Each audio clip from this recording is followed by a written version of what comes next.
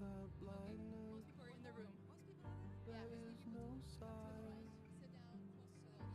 Oh, right. You'd see further if you'd only close your eyes. Hello, hello, hello. Welcome again. It seems that now more or less everybody is in the room, either in their chairs or in the stairs.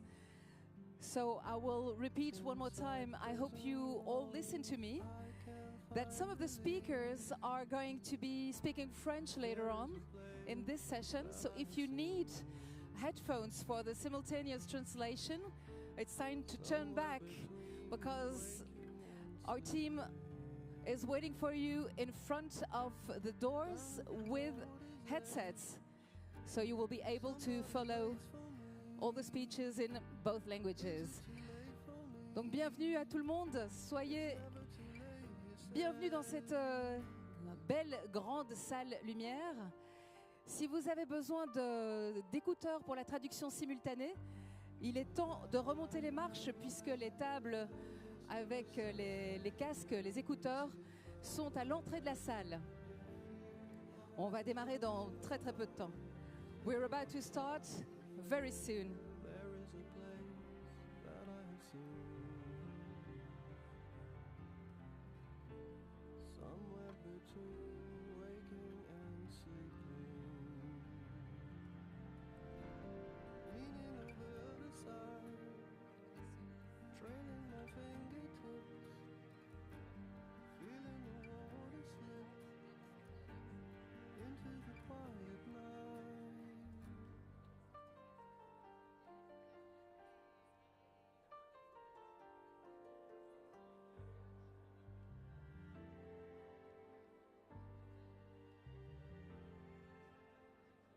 Viewed from the wrong end of a telescope, I see myself so far away. Still outside,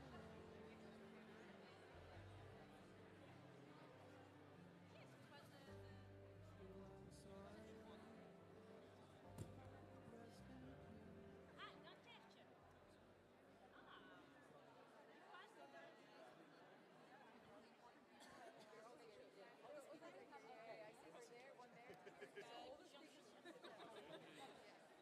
May I ask you to sit down, everybody, so we can start this very important first plenary session.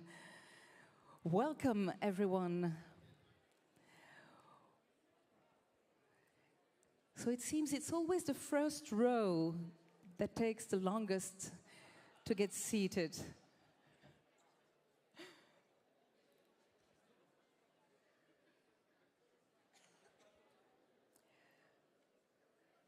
So while everybody is taking their place, taking a seat in this plenary room, may I just give you a few technical and practical informations. First of all, I would like to remind you to please wear your badge at all time. It will make it easier to know who you are and get connected. But also because on the back of your badge, there are different QR codes, and the last one is direct access to the WhatsApp group of this extended Congress. And while joining that group will give you the opportunity to get all practical and latest informations about the program, the insight, and whatever happens today and in the 2 days ahead of us. So turn around your badge and you will see the last QR code is very helpful to join the WhatsApp group. You will also see everywhere during the whole weekend photographers like this one here on your right. All the photographs will be uploaded to a Flickr album during the day. So there should be, yeah, there it is. That's for the WhatsApp. But you can also scan QR code to join the Flickr album of all the photographs taken during the weekend. So if you want to get a memory of important moments you will be participating too. It's a good way to do it. So for the ones who didn't hear me in the previous first times, some of the speakers this afternoon are going to speak French. So if you need simultaneous translation, it's time to rush back upstairs and get headphones to make sure you understand all the speakers in the afternoon. And, well, it's a long road to the exit of the plenary room, so it's a good moment to make a bit of exercise before being seated for quite a while.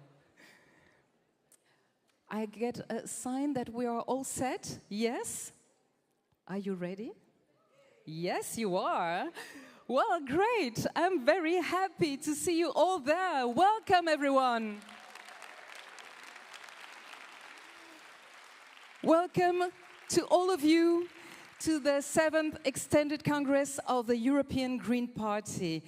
If you're not seated yet, well, hurry up, join us, because now we're officially starting. Well, I told you already about the simultaneous translation, so now you should know that some people are going to speak French. I won't say it again afterwards. And, well, are we ready to officially get started? I think so. Now we're all set already. So to open this 7th Extended Congress officially, let me please invite Benedetta Del Marte, Secretary General of the European Green Party, on stage to introduce the process of the acclamation of the Presidium. Hello, Benedetta. Thank you, Stéphanie. Merci beaucoup. Bonjour, bienvenue à Lyon. Je ne vais pas parler en français tout le temps, mais je voulais juste un peu me la péter. So, welcome everyone. You're so many. I am absolutely mesmerized, and it takes a while to fill this room, but I get this feeling. And welcome to the newcomers. Come to the front. Before the official opening of the Congress, we need to do a very important procedure, especially those of you who are delegates. They are the ones that are entitled to, I wouldn't say vote, but rather clap for this acclamation of the Presidium. And the Presidium has the very important role, as you know, to safeguard all the procedures and the proceedings of this Congress, which has many votings, so they are, and negotiations for our manifesto, so we really need to give them a very warm welcome. And as you might have seen, there has been some changes compared to the resolutions that we tabled a few weeks ago, because unfortunately Owen Wilson and Mar Garcia, our former Secretary General, couldn't join the Presidium in the end, but we have amazing people who I'm sure you will recognize as soon as I call them on stage, who were so kind to, short notice, want to be Presidium members. So I will start by our beloved former Secretary General, former co-chair of the EGP, Evelyn Hutebroek. Come on, Evelyn. I was with my hat on Mar, who is also a local councillor in Forêt, Brussels, for those who don't know Forêt, and EGP delegate to the Global Greens, and she was regional minister of environment and energy in Brussels, and as I said, former committee member and then co-chair of the EGP. Then we have Ed David from Ireland, who is the parliamentary political manager of the Irish Greens, and he has been involved in EGP, FYG, Green Group in the European Parliament, so I think he has a record of covering all the European Greens, maybe only the Committee of the Region now. You can try that for the future, and many NGOs, so thank you, Ed, for participating in this Presidium. And then Ora Stinkinen, another very well-known former committee member, currently member of the Finnish Parliament and vice chair of the Finnish Greens. And he's been part of the EGP committee for 6 years and one of the souls and pens and brains behind the manifesto of 2019. And then, last but not least, Jean Lambert, who you also know as former committee member, but also a long-standing member of the Green Party of England and Wales, who has held many positions in the party, including chair of the party executive committee. And of course, former MEP for a very, very, very long time. Now what I will propose you as a procedure is to indeed vote by acclamation. If you agree with me, I think it will be nice. So just by the clapping of your hands.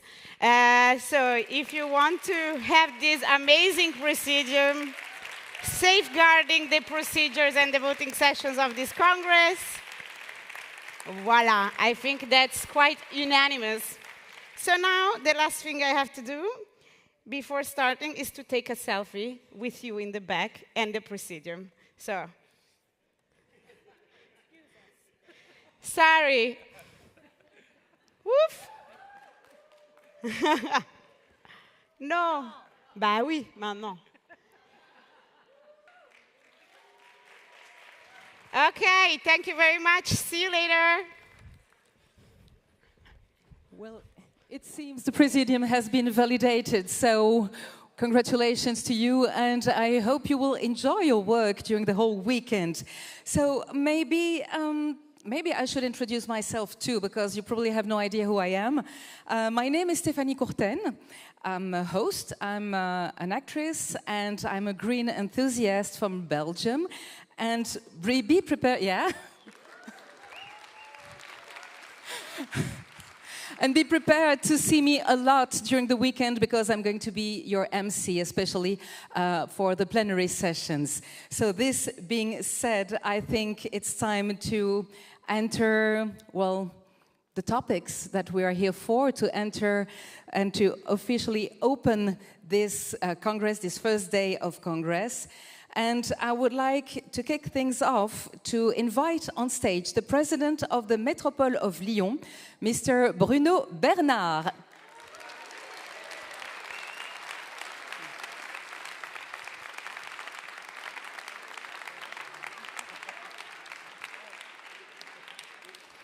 La scène est à vous. Bonjour et bienvenue.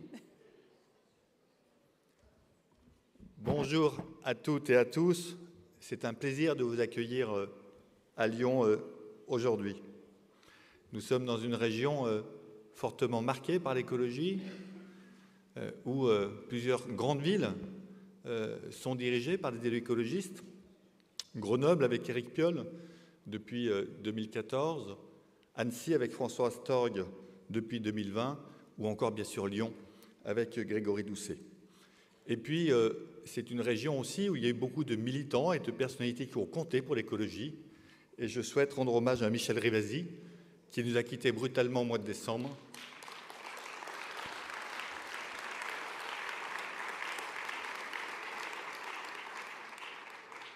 Et qui a marqué l'ensemble des écologistes de la région par sa combativité, son énergie, qu'elle nous a transmise pendant ces dizaines d'années où elle a milité avec nous.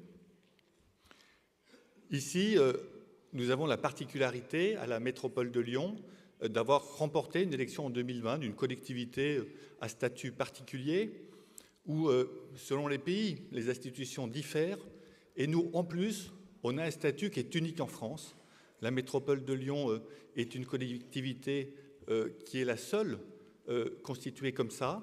Elle a les compétences d'une grande agglomération, du département, et en plus, elle gère les transports en commun. Et donc, elle a aussi une deuxième particularité, c'est celle d'être élue au suffrage universel direct. C'est la seule métropole en France dans ce cas-là.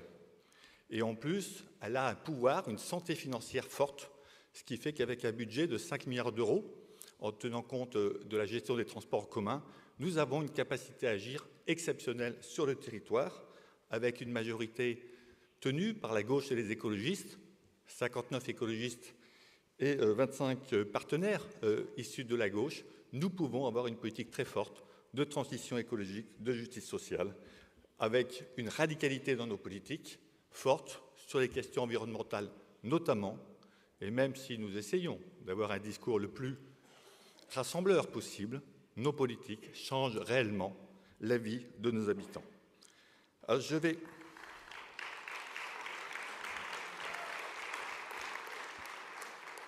Quelques courts exemples, mais rassurez-vous, je ne vais pas vous développer tout ce qu'on fait, ça prendrait beaucoup trop de temps.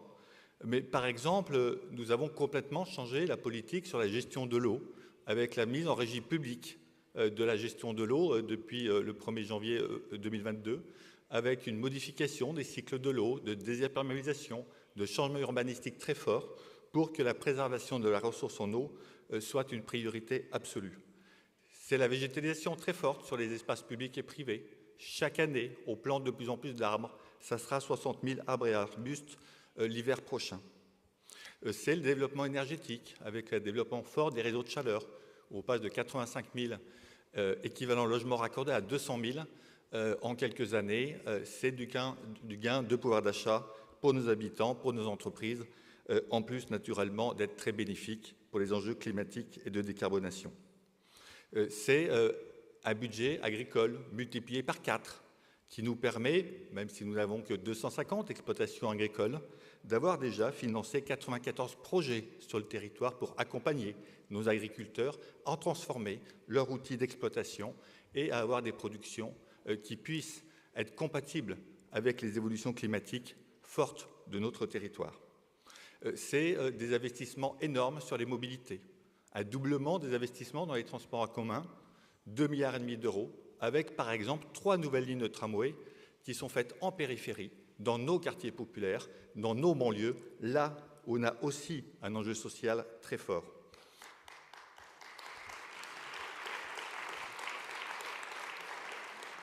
C'est une tarification solidaire dans les transports en commun qui fait que sur nos 512 000 abonnés, ce qui est énorme, sur 1 400 000 habitants, nous avons 164 000 bénéficiaires, soit de la gratuité, soit d'un abonnement réduit à 10 € par mois, pour que les plus précaires puissent prendre ces transports en commun.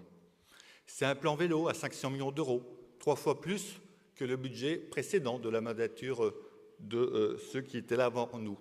Certains, ce matin, ont dû pouvoir, dans une des visites programmées, voir le dispositif Free Vélove. Ce sont des flottes de vélos récupérées partout en Europe, qui étaient destinées à être détruites, que nous récupérons, que nous réparons avec des personnes en insertion, ce qui nous permet de développer une filière locale de réparation vélo et qui nous prêtons gratuitement ensuite aux étudiants sur le territoire. C'est déjà 5 000 vélos qui ont été distribués.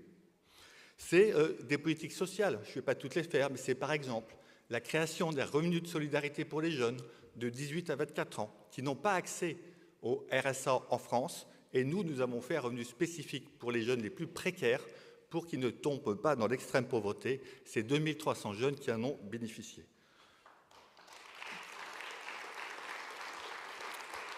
Et dernier exemple que je voulais donner, c'est l'utilisation de nos terrains, de notre foncier dans nos projets urbains qui sont souvent inutilisés pendant des années et nous les utilisons pour faire de l'urbanisme transitoire, que ce soit pour faire de l'activité économique ou culturelle, mais aussi pour la mise à l'abri de personnes, avec des villages de tiny house que nous installons. Il y en a déjà 5 qui ont été installés pour recevoir, par exemple, des femmes seules avec des enfants de moins de 3 ans.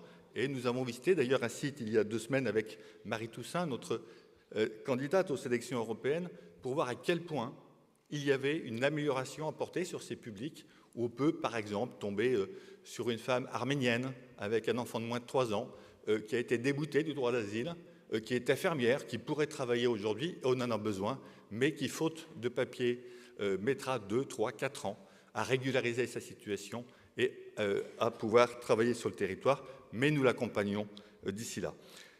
Voilà ce que je souhaitais vous dire aussi naturellement qu'on est très fiers de vous accueillir. Ça avait été le cas en 2015, dans des circonstances difficiles, pour ceux qui s'en souviennent, avec la catastrophe des attentats du Bataclan, et que naturellement, je ne doute pas que nous ayons un week-end plus calme, et que dans les enjeux qui nous animent pour ces élections européennes du mois de juin, il est important que face à l'extrême droite, à la droite libérale, nous prenions notre part et nous réussissions cette année 2024. Très bon congrès à toutes et à tous.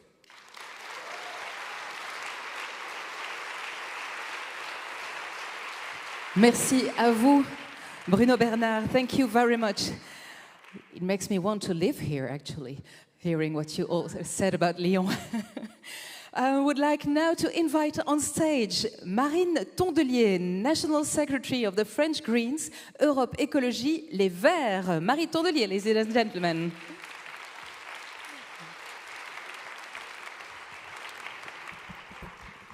Hello, dear friends. I hope you're happy to be in France for a few days. Are you happy to be in France for a few days? It's not enough for me. I'm sure you can do better. Are you happy to be in France for a few days? Perfect. Me too. It's an immense pleasure to welcome you all here in France, and particularly in Lyon, one of the big French cities ruled by the ecologists, and you can't imagine how proud we are when we see what they managed to do. We, Greens from all over Europe, have a chance. We are a big family. And as part of our family, I hope that you will feel here at home. As you can imagine, I really wanted to do my whole speech in English, but as you can hear, I have this issue pretty well shared amongst French people, a very French accent. So to save you from this, I will now switch to French, which might create another problem. I'm well known to speak too quickly, so that can be quite complicated to translate. So this is an official message for the translation team. Thank you, and I apologize in advance. Beaucoup de monde a travaillé à faire de ce moment un immense succès. Qu'ils en soient infiniment remerciés, les équipes du PVE, les bénévoles d'Europe Écologie Les Verts, les élus qui nous accueillent ici à Lyon, Bruno Bernard, le président de la métropole, et Grégory Doucet, le maire.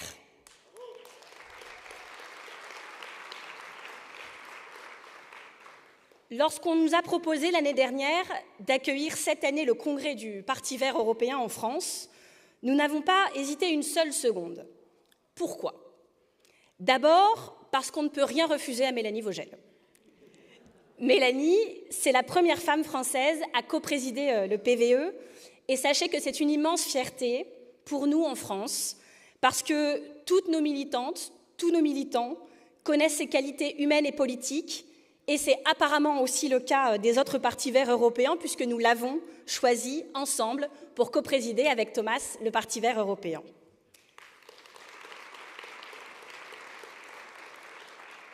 Et puis, nous avons aussi accepté, parce que nous aimons les réunions de famille. Oui, nous avons cette immense chance, nous, écologistes, d'avoir une très grande famille. Une famille qui fête cette année ses 40 ans, parce que oui, c'est en 1984 que le PVE a été créé, la même année que le Parti vert français. Alors, bon anniversaire tout le monde.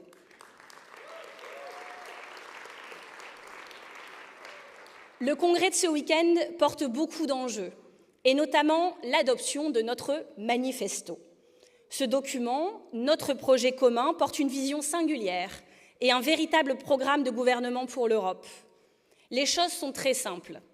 Les conservateurs, les néolibéraux et l'extrême droite nuisent à l'Europe. Ils nuisent à la protection du vivant, ils nuisent à la justice sociale, ils nuisent à la démocratie. Dans un mouvement préoccupant, ces trois forces politiques sont prises en flagrant délit de convergence idéologique. Ils copinent, ils se copient, ils se pillent les programmes les uns des autres, dans une forme de surenchère.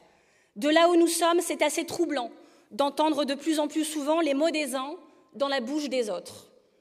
De les voir faire bloc pour faire obstacle à des mesures évidentes, émancipatrices, protectrices, des mesures qui vont pourtant dans le sens de l'histoire et que, je le pense, rien n'arrêtera. Oui, un avenir préoccupant se profile pour l'Europe, mais le pire n'est jamais certain.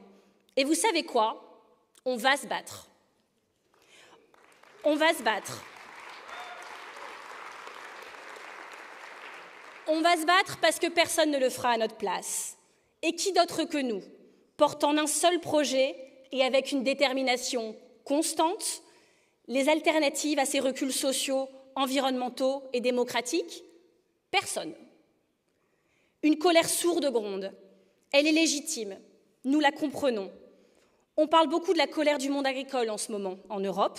Et en France aussi, on revient d'ailleurs avec plusieurs élus d'un barrage d'agriculteurs il y a 1 heure à quelques kilomètres d'ici. Libération, c'est un important journal en France, un quotidien, titrait son édition de jeudi avec cette question, en gros, en première page. Agriculture, et si l'écologie était la solution? Je sais qu'ici, vous connaissez tous la réponse. Oui. Bien sûr que l'écologie est la solution.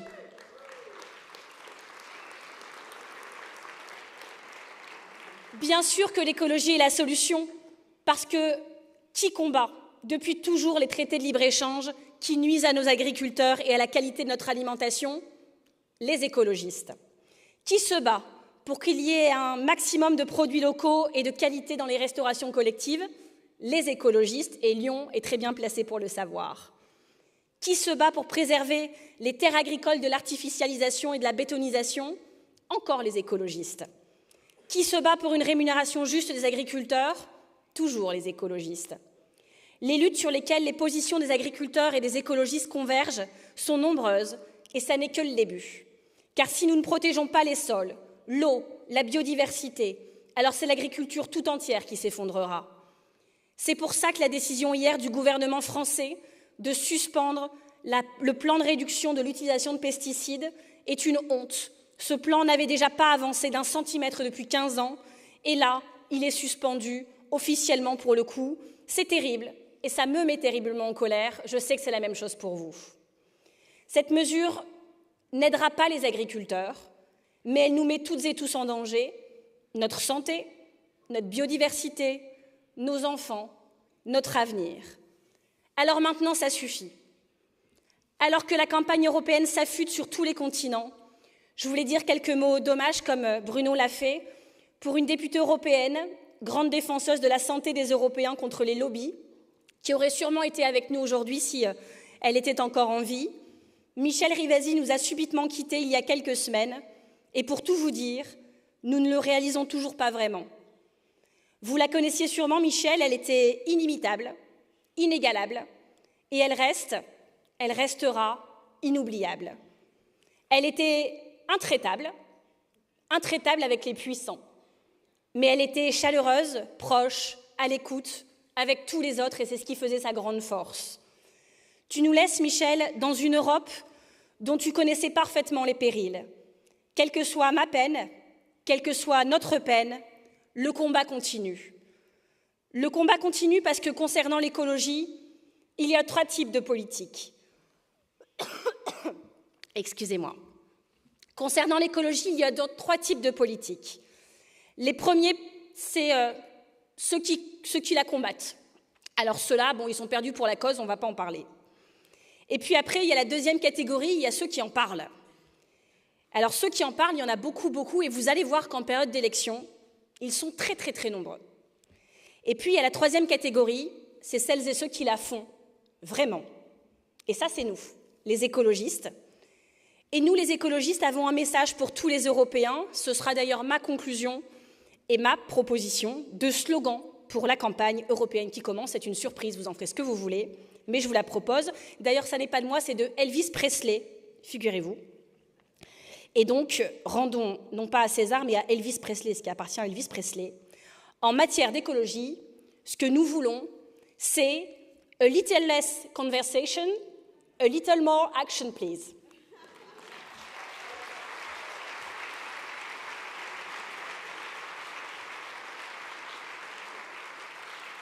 And I'm very happy to add that Marine Tondelier has not left the building.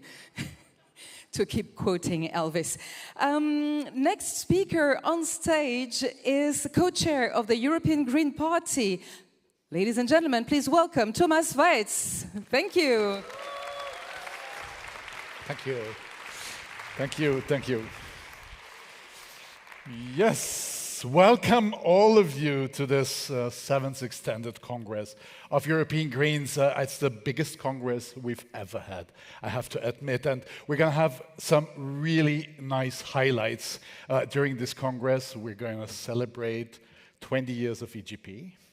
We're going to celebrate 40 years of Green Federation, and we're going to celebrate all the people that are with us since 40 years, and some of them you have even elected into the Presidium, like Evelyn and Jean, just to give an example, but all the ones that also have joined us to 2004 in Rome, when we founded European Green Party, and all of those that have joined us recently and are still joining us. Welcome all of you to this Congress.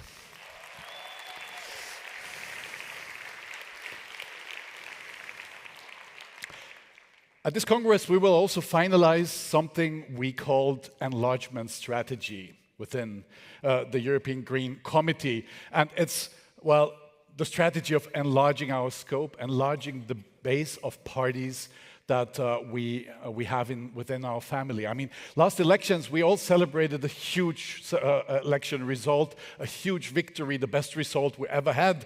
And after celebrating it, we needed to acknowledge, yes, we did, but in 12 out of 27 EU member states. So the committee decided already 5 years ago, let's go into an enlargement strategy. Let's tighten the ties with our partners that we had already contact with. And we have enlarged since then by 9 more parties and another 2, and I hope I don't spoil it, and I hope you will vote in favor. Another 2 we are proposing to accept this time, so we will have enlarged by 11 additional parties, basically nearly covering the whole European Union. So voters, for green voters, will have the possibility to vote for us in many more countries of the European Union. I think that's also enough reason to celebrate.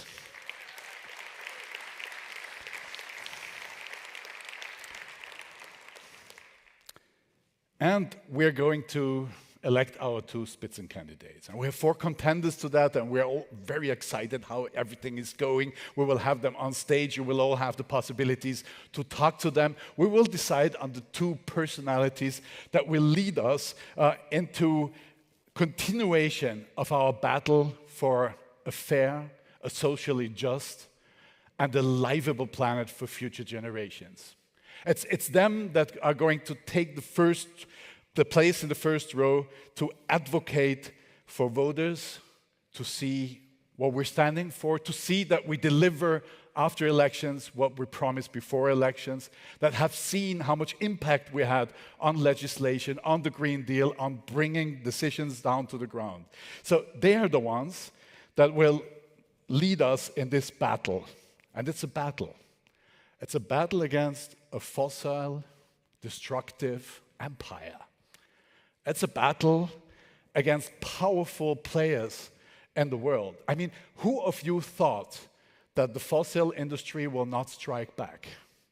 I mean, we were questioning their energy supply. We were questioning their fossil-based solutions on heating, on producing food, on producing goods, on plastics, you name it. Who of you thought they're not going to strike back? They are striking back. And they're striking back hard. We're witnessing this in the last 2 years in European Parliament, where Green Deal policies are first, let's say, weakened, and then even the weakest compromises still being voted down.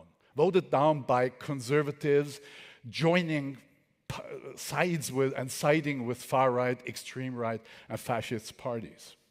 But let's be honest, I mean, who else than us is going to guarantee this future for our future generations? It's us, the Greens. It's us, the Greens, that pick up that battle. It's us, the Greens, that have the courage to do so. But they try to hinder us rolling out 100% renewables. Renewables that provide all of us in society with affordable energy, citizens and industry. Renewables that prevent us spending billions and billions of euros into countries that are full of despotism, that are autocracies, that are clearly not having even close to democratic standards as we have in the European Union. Renewables that make us independent in our energy production from other forces using energy supply as a weapon today. And renewable energies that provide additional economic incentives, because all of these billions, if we produce the energy ourselves, are staying within our economies and allow us to strengthen not just our economical standpoint, but also get the tax revenues out of that for education, for social care, for environmental protection, and you name it all. And actually, that would already be enough arguments why investing into renewables is a pretty good idea. But we all know renewables have the potential to save us from the climate disaster. And if there's an additional argument needed, I think it should be clear to everyone now, renewables are the solution. Together and combined with the question of land use, with the question of agriculture, of forestry, and I wanted to say, well, it's the elephant, no, maybe the trekker in the room, but thanks to Marine, you talked about it already, and we see how farmers are standing up across the European Union. And in fact, if we do not include forestry and farming into our strive for climate neutrality, it's going to be pretty hard to reach that. Because today, agriculture is part of the problem. Agriculture is having a big share of emissions. Agriculture today, the industrialized, the fossil kind of agriculture that is mainly done across the European Union, it's not just destroying the climate, it's destroying the biodiversity, it's causing the extinction of species, and it's messing up our soils. It is, I mean, how stupid can you actually be? You know, we have a globally rising population, and the current agricultural model is causing a loss of arable land due to erosion, saltification, or desertification. We're losing thousands of hectares of land every year. So farmers are our best allies in this battle for climate-friendly, for environmental friendly, and for an animal welfare friendly agriculture. And that's what we need to stand for, and that's what we need to advocate for. But again there, it needs quite some courage also in the support of farmers, but also to stand up as farmers. And I don't know if you know, but I am a farmer back there in Austria, an organic farmer and forester. So it will take quite some courage, and it takes courage to stand up against pesticide multinationals, against artificial fertilizer producers, and against the whole pharmaceutical industries. This is some of the most powerful companies of the world.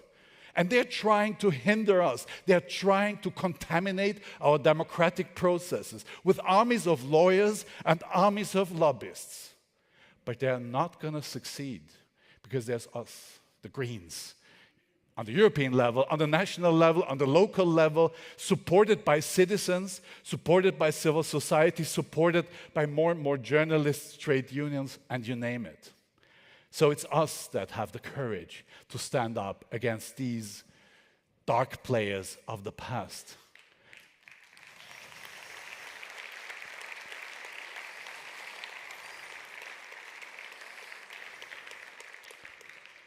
So let's go out and take these protests also as an opportunity to talk about sustainable agroecological food production, to talk about how making farmers allies in changing agriculture from being part of the problem to become part of the solution.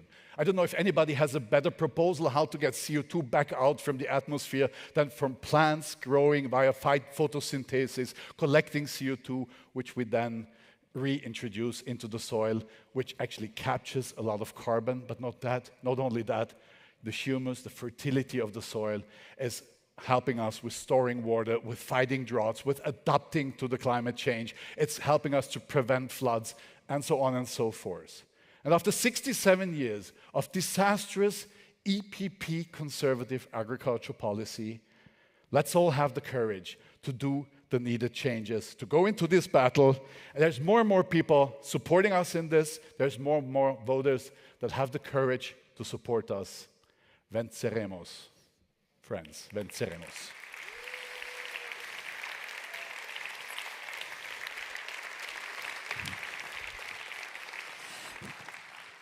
Thank you, Thomas, and thank you for helping us nourishing this important pocket of courage we all have to cherish and fill all of the time. Now, I would like to leave the floor to the co-chair of the European Green Party, Mrs. Mélanie Vogel.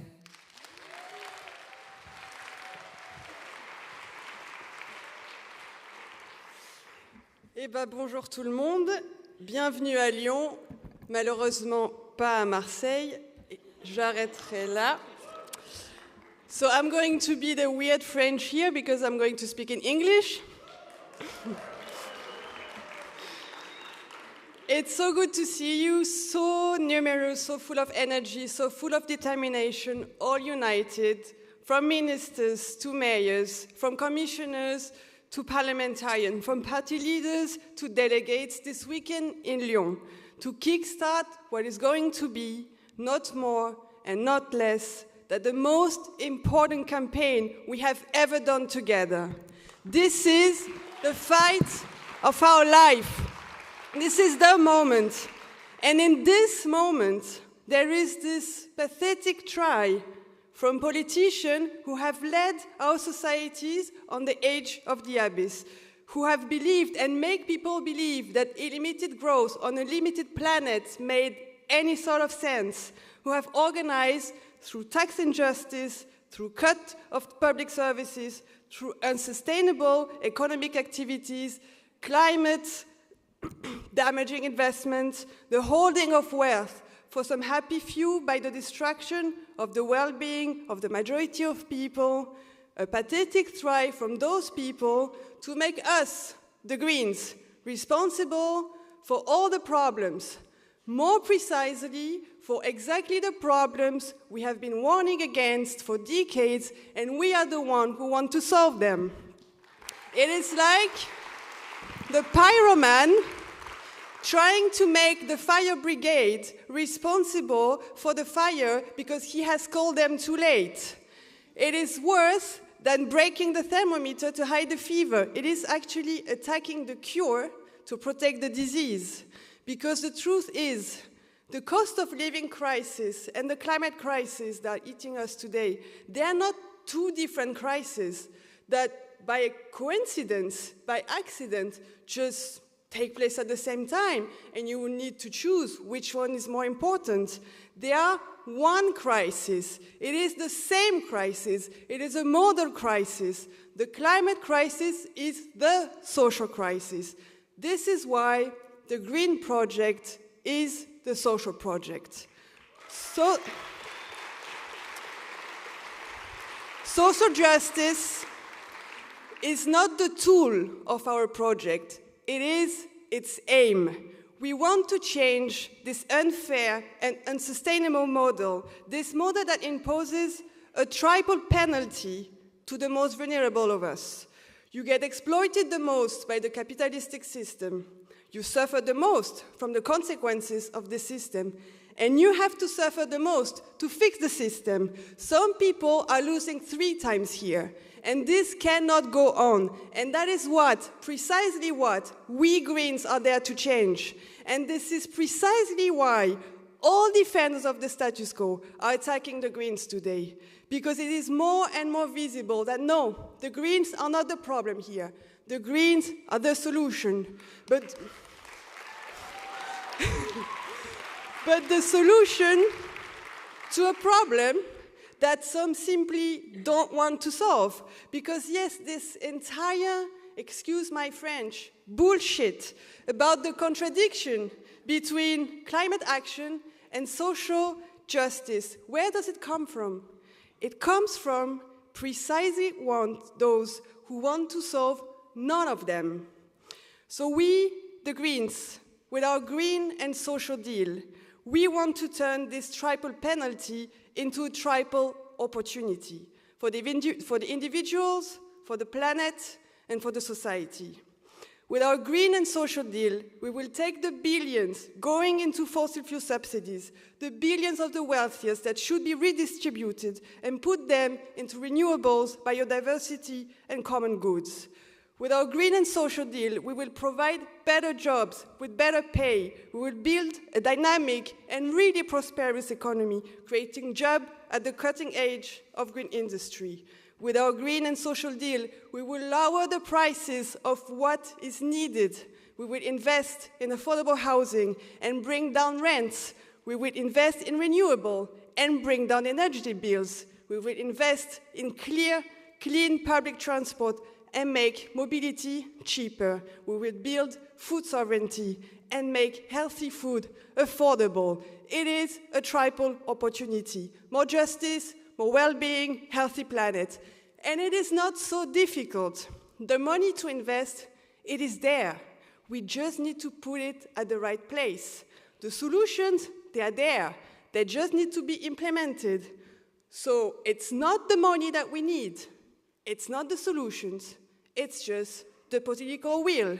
And that's why we need a strong European Green Group in the next European Parliament.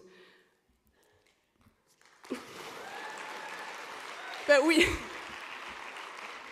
we need a strong Green Group in the next European Parliament, not only for that. The green transition has always been a question of peace and security. Becoming energy independent, building a circular economy, gaining greater control over vital technology and supply chains is also a way to make us independent from autocrats and thus safer. On the 24th of February 2022, a war of atrocity started, shaking the very core of our international order and the foundation of what the EU is. And we have collectively finally realized that investing in renewables, insulating homes, means building peace. Peace was the promise of Europe. That is why our support to the Ukrainian resistance will never break. It will be there.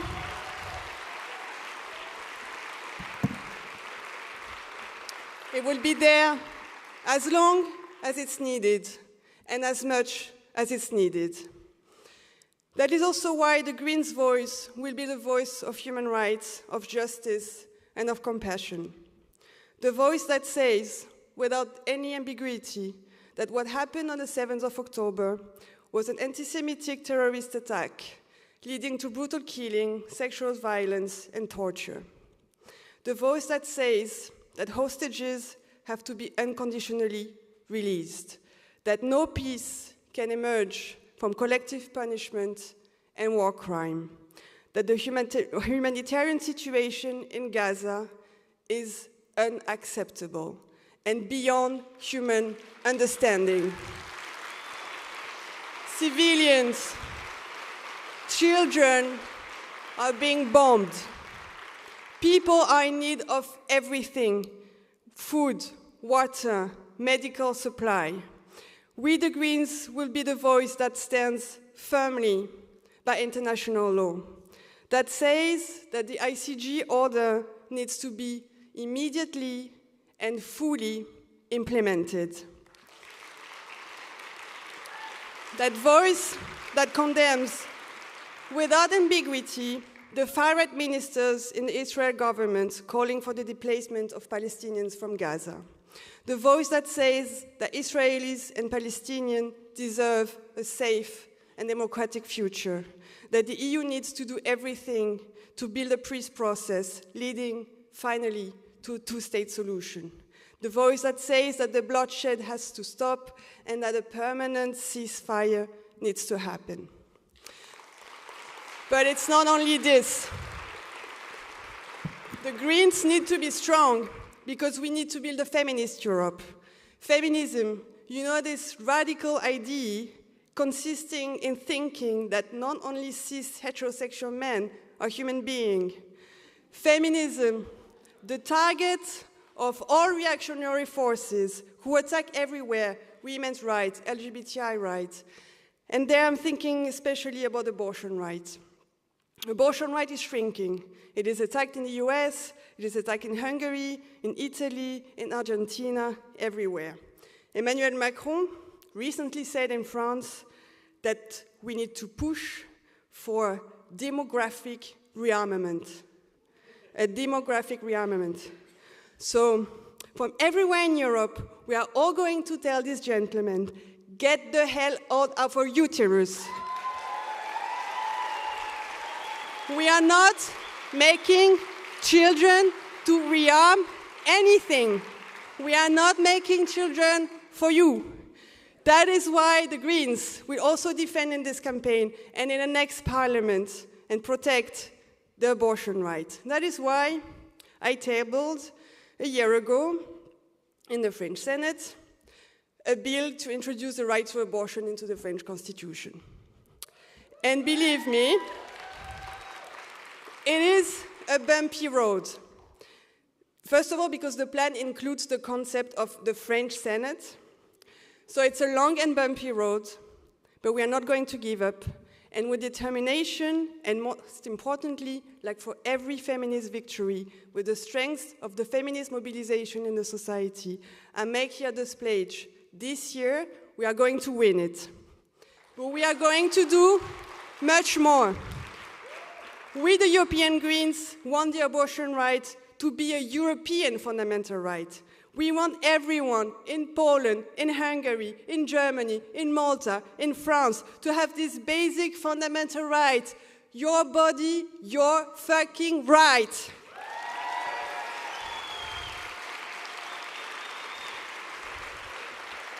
But feminism, in essence, goes much beyond that. It is rooted in the struggle for human dignity and equal rights, and this is endangered. The brown wave is a concrete threat to women's rights, to minority rights, and actually to the mere concept of rights and of democracy. And it is a concrete threat of today, again, in 2024. Today, in 2024, 79 years after the liberation of Auschwitz, Nazis' plan to deport millions of people have been revealed in Germany in 2024. Now, history tells us democracy, human dignity will not be destroyed by the one who want to destroy it. They are not strong enough, and they will never be. Democracy will be destroyed by cowards and cynics who will do nothing to stop them. Now, millions of people, especially women, mobilized in Spain to stop the far right from getting into power, and they won. Millions of people, especially women, mobilized in Poland to kick the far right out of power, and they won. Millions of people are taking the street today, right now, and tomorrow in Germany to say no to fascism. Enough is enough, never again. And if they keep standing up, they will win. There is, in the European society, next to the far-right threat, a deep, strong, powerful will to protect our values, a will to live in a fair, equal, and open society where everyone can be free, regardless of who they are, what they believe in, if they believe in something, who they are and where they come from. And we will be, in this campaign, the voice of this will, the anti-fascist voice in this campaign. And it will not be hard, because this is who we are.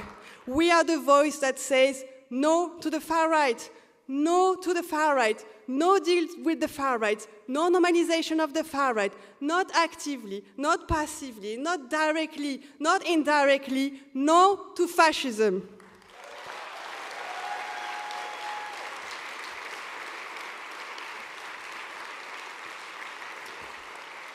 And for all this, for implementing the Green and Social Deal, for standing up to fascism, for defending democracy, for fighting up for equality, for building this federal Europe we need to promote peace and security, we need courage. Now, courage is not the absence of fear. We are not naive. On the contrary, we are much more pragmatic and realistic than ever. Courage is not the absence of fear. It is the rational assessment that there is something that matters more than fear. That something is worth waking up for, campaigning for, and this thing is the possibility to live freely, equally, on a healthy planet in a peaceful world. Jean Monnet used to say, Europe will be forged in crisis and will be the sum of the solutions adopted for this crisis. The truth is, Europe will be forged in crisis and will be the sum of the solutions adopted for this crisis, or it will break in crisis and fall back to the darkest time. As Europeans, we have faced the atrocity of war, of nationalism, of hatred, leading the continent to the worst atrocity humanity can imagine. And from these ashes, we have put in motion a peace project and a supranational democracy. We have faced the financial crisis, and then we almost broke, and the scars are still there. We have faced COVID. We have realized that we needed to create a care deal and put more resources and competencies together because European solidarity would save lives. We have faced the Russian aggression, and we have realized that we need to become energy independent and get rid of the national vetoes. But we are not done yet. We are now facing the systemic climate and social crisis, and Europe's only future is the solution to this crisis. Europe's future lies in the green and social deal. Europe's future lies in the political achievement of a federal Europe. This is, this year, our battle, on our diagnosis, on our solutions. And no, it is not going to be easy. It is not. But we are the Greens. In our entire historical, political history, when have we ever tried to do something easy? Never. Now, what matters is that I see in this room the commitment, the passion, the conviction that is needed. I see the courage that we need. So let's spread this courage in the society. Thank you very much.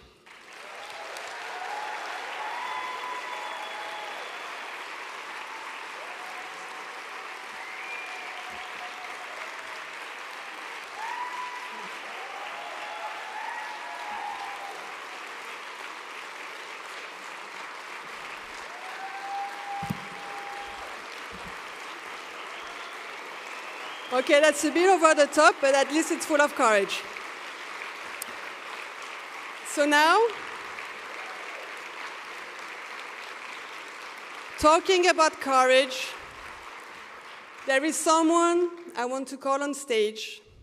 She's a person who embodies exactly the notion of courage, who had the courage to fight for her ideas, for democracy, for our values. I'm very proud to call on stage Sviatlana Tsikhanouskaya, President-elect of Belarus.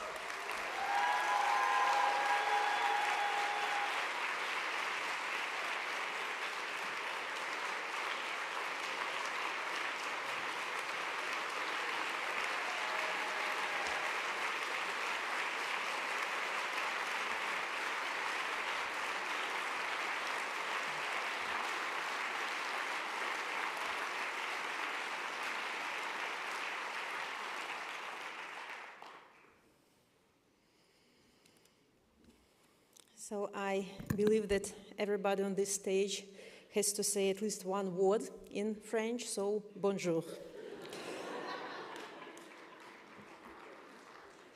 Dear Melanie Vogel, dear Thomas Weitz, dear European Greens, my dear Belarusians, I have come here to tell you how I feel at such an important moment in the world's history.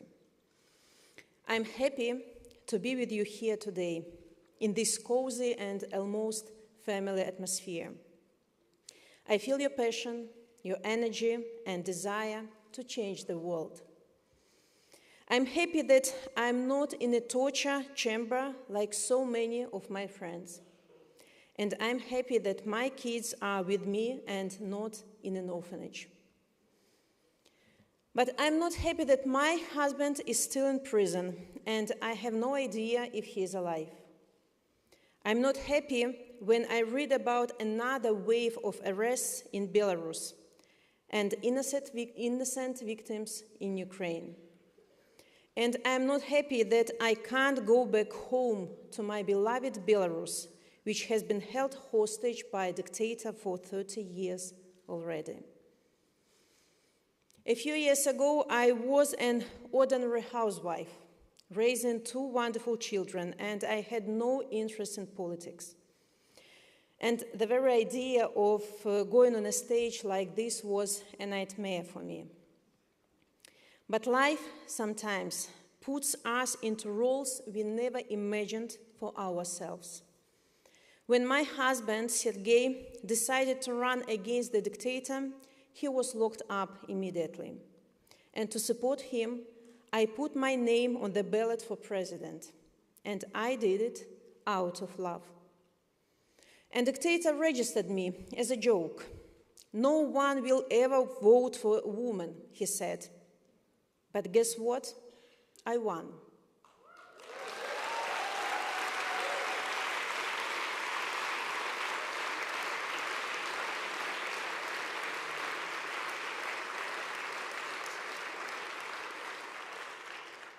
We, Belarusians, won. And it could be a happy end story. But dictators are cowards. They don't accept defeats. They never play by the rules. And they help each other. When Belarus dictator was on the brink of collapse, another one, Putin, came in to save him. They drowned our movement in violence and terror. And this terror didn't stop for a single day since then. As I am speaking today, more than 1,500 political prisoners are behind bars in Belarus. Every single day, 15-20 people are being detained. More than 70,000 passed through torture, KGB interrogations, sleepless nights in jail. And so many died. And my kids don't stop asking me when their daddy will come back and why he never replies to their letters. And they haven't seen him for 4 years already. And believe me, I had thousands of moments when I was ready to give up and to stop my fight. But every morning I wake up and I think about those freedom fighters who are behind bars and those who passed away. And among them are there many green activists. I think about Witold Ashurak, political and environmental activist. He died under unclear circumstances in the penal colony, and no criminal case was opened over his death.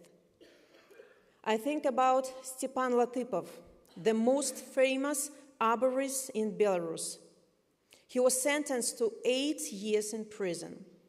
He couldn't handle tortures and attempted suicide by stabbing himself in the neck with a pen. I think about Pavel Nazdra, an eco-activist who led the Green Watch movement in his hometown in Mazyr. He received 2 years in the colony, and we don't know his whereabouts since then.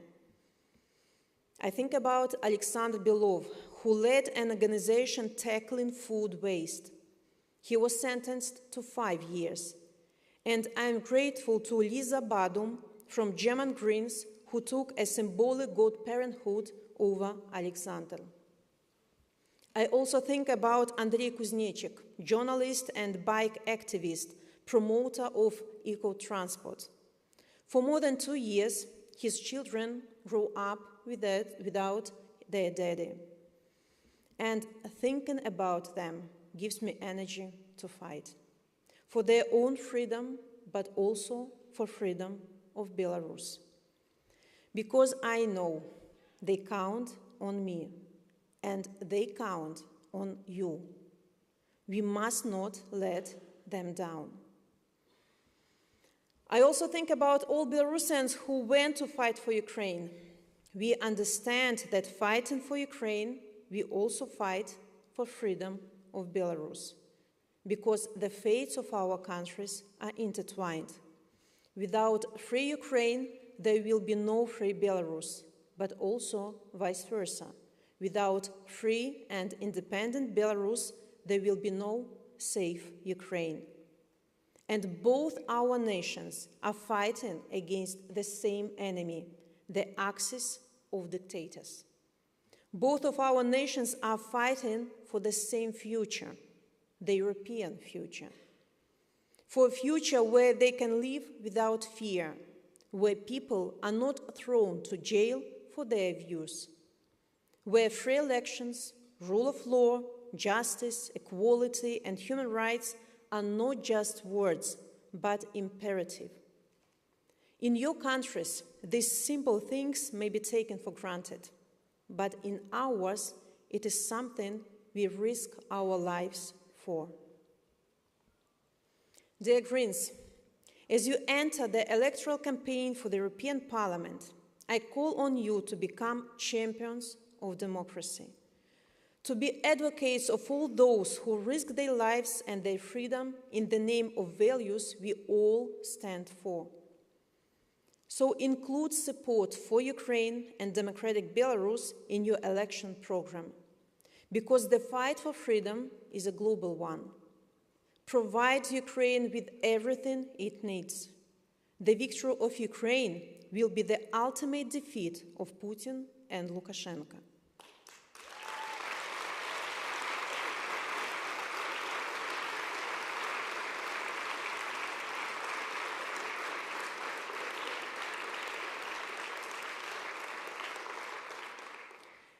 We must counter Putin's attempts to use corruption, intimidation, espionage, and fake news to interfere in Europe and undermine its institutions. In this election campaign, some may propose that we sacrifice our principles for the sake of cheaper gas or oil and a comfortable life.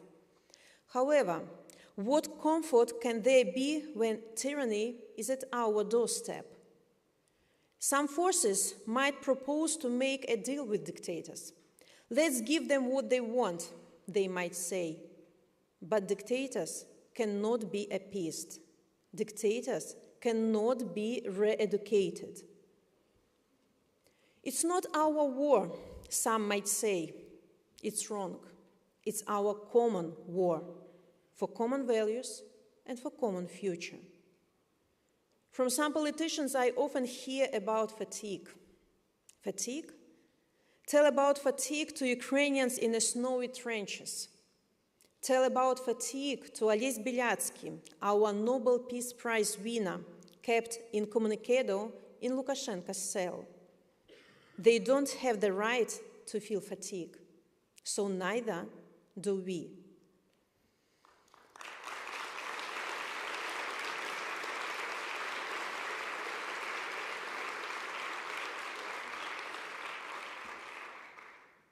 So I ask you to be promoters of the European Union as a community of values. The European Union that stretches from Lisbon to Vitebsk, from Dublin to Kharkiv. Belarusians want to be part of European family, and we want to hear from you when the moment comes, the EU doors is open. We want Belarus not only to be democratic, we want Belarus to be green. We need to diversify energy supplies and to get rid of this shameful dependence on Russian fossil fuels. Dictators don't care about the people or the planet. They only care about their own survival. They see natural resources as a cheap fuel for a machine of repression and war, and this must stop. Due to loopholes in sanctions, the regime has not just preserved the export of wood in the European Union, but even increased it. And this must stop. Our precious forests are being felled, while nature reserves become residence for Lukashenko's hockey team members. And this must stop. We must stop nuclear weapon and nuclear blackmail. First, they built a nuclear power plant which ignores safety norms on the EU border. Now they deployed Russian nuclear weapons on our territory. And this must stop. We can't trust dictators to protect the environment when they won't even care for their citizens. And I applaud to the EU's decision to suspend cooperation with the official Minsk and start working with democratic forces. We are ready to present our roadmap for green development. The green economy concept for Belarus includes 10 innovative proposals for a sustainable transformation. And it is a part of our broader strategy to bring Belarus back to Europe. The struggle for greener Belarus cannot be separated from the fight for human rights and democracy. And these are two sides of the same issue. As we advocate for political prisoners and fundamental freedoms, we pave the way to a substantial future. Same as we advocate for democracy, we enhance our own security. If tyranny is not contained, it spreads like cancer. Therefore, your support for Belarus and Ukraine is not charity. It's investment in our own security and sustainable Europe.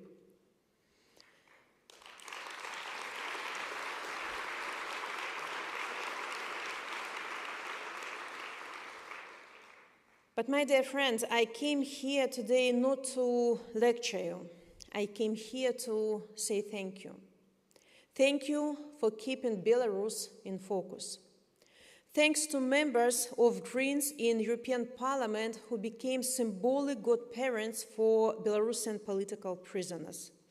Viola von Kramon, Jakub Dalunde, Marketa Gregorova, Sergei Lagodinsky, Eric Markart, Niklas Ninas, Terry Reintke, Tineke Strik. Thank you for this.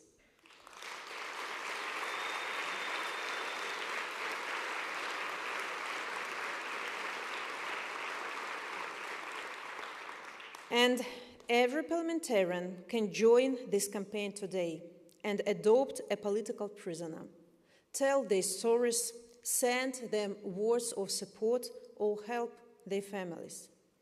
And on March 25th, we call on you to join the Day of Solidarity with Belarus. Thank you for your resolution from December in support of the Belarusian Green Party, which was liquidated by the regime. Belarusian Greens continued their brave work from exile. Thank you.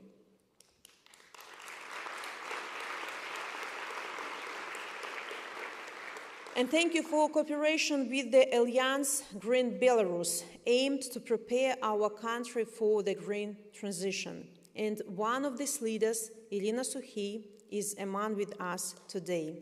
Thank you.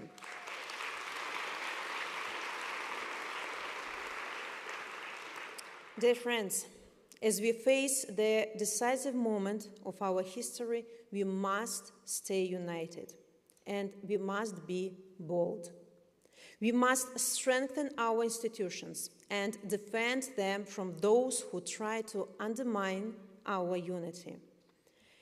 As my fate brought me to the front line of the struggle for Belarusian democracy, fate brought you to the front line of Europeans' democracy. And together, we are on the front line of struggle for Europeans' future. And let me assure you, we will not stop. Belarusians will not stop until all political prisoners are released, until every Russian soldier leaves our country, until we hold trials for crimes against humanity, until we get our country back. Lukashenko will be defeated. Putin will be defeated. Ukraine will win. And Belarus will finally return to the European family of nations. And this road ahead may be long and difficult. But thanks to you, thanks to your passion, thanks to your continued support, I know that we all will win. Merci.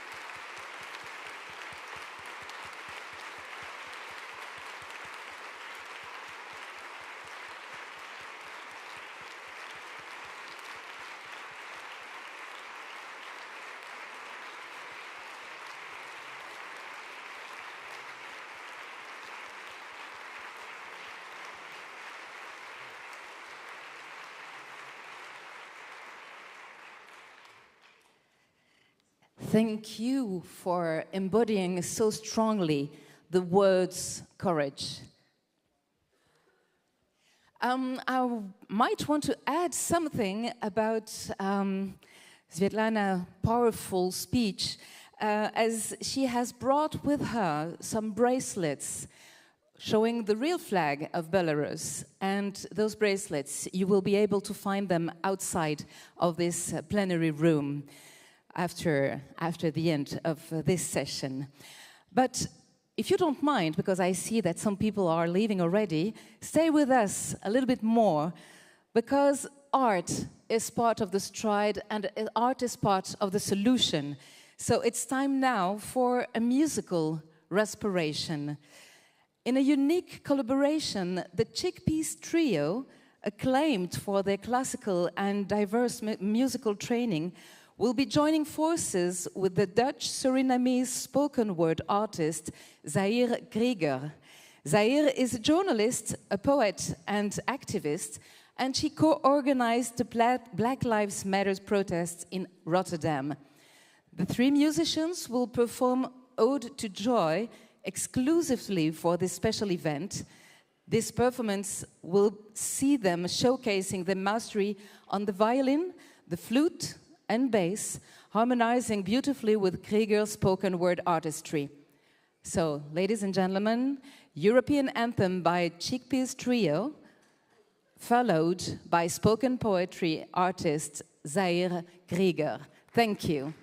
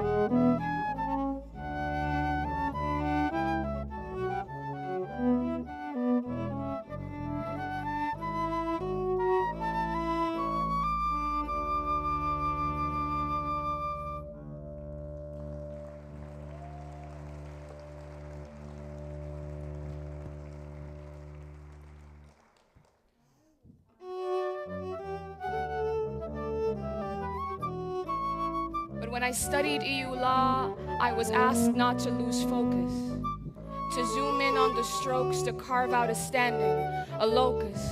I was asked to paint a bigger poetic picture today. When I was used to a closed-up lens of competence with words like integration and areas and codes, see big words often paint with broad strokes. I was asked to paint a bigger picture today. But I will still choose my words carefully. I won't muddy brown all colors in the mix. I'm not just throwing everything at a Frontex wall and see what sticks. I don't have to explain the crisis that we're up against. I don't need a sketch to start. When art imitates life, life imitates art. See, the companies love misery, and our misery soaks in their dividends. If we allow only the rich to get richer, am I painting a union or an ATM? See, it is so easy to give up on this. If I were to look at the ends, I would never start. But we are not here to make our mood, we are here to make fine art. I know you want to wrap yourself in doubt, looking at your so-called losses through their quick winnings. I am here to remind you, you are comparing their mere watercolors to your oil paintings. Yes, I know. Cynicism is the design of the system. And I am inviting you to see the larger picture beyond. Here to show you what is truly at stake, what palettes really corresponds. This painting is not as oil slick. It's all the COVID deaths and the pandemics that will keep haunting us every time we sacrifice green for green, because it seems like an equal exchange. Colors seem to give perspective, and you recognize that we all bleed red. So regardless of black or white or black letters on white paper, oppression is the first thing you feel on your skin. So, this is no qualified majorities. This is my Dutch mother trying to make ends meet. There are no EU years. This is my queer peers on my couch because they cannot find a house. This is no open method of coordination. This is a Maltese girl traveling for an abortion. This painting, once you peel to the layers under, this is a Ukrainian boy with his Ukrainian cat in a Ukrainian bunker. This is a trans Polish woman trying to get health care. This is Sabrina, a trans black woman killed in Estonia last year. This picture includes the Nazi salutes of a fascist mob. An Italian boy on the streets of Italy trying to find a job. This is a French girl scared to wear her hijab. I'm not trying to undermine or blame or sneer. I'm simply reminding you why you are here. This is not co-decision. This is not conferral. There's a different order to the brushes they give. See, the competence of equity is not exclusive. This is not reports. This is not journals or stats. This is a Palestinian woman not allowed to return, sleeping amongst the rats of a refugee camp in Greece. This is one of the many Dutch women killed by her ex-spouse. This is a Georgian activist in her collapsed house. This is not a commission, a council, or a study group. This is me, a Dutch poet, performing at the fanciest places of my country, and the only other black person I see in the room is the cleaning lady. And that's not a judgment of worth, but simply a painting of the illusion of meritocracy and upward mobility. I am painting with the breaths of so many activists and organizers and sex workers and cleaning ladies and bus drivers and so many of whom we will never know the names. So whenever they ask you to paint a picture, I want you to remember who falls through the cracks of the frame. I was asked to paint a bigger picture today. But this painting is not a congress, it's not an event or a political party. And this is where the canvas I will ruin, because this painting is not even a painting, because this painting is human. Thank you.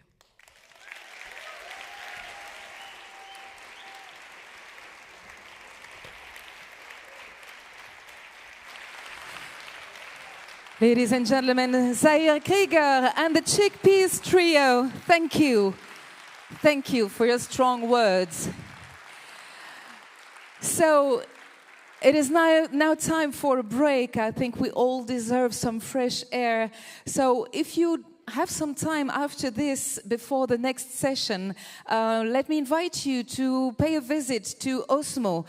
He's an artist doing a live painting throughout the whole weekend, and he will be in the catering area next to the stage. So don't hesitate stopping by to say hi, because he's taking inspiration from your stories, from your views of the future of the Green Movement for his piece. And you also have access to a virtual reality room also in the catering area. I won't say much more about this, so you have more time to go there. But please remember that the plenary will start again at 3:45 as planned. So 3:45, be sure to be back here for the next plenary session. Thank you very much and see you then. Bye.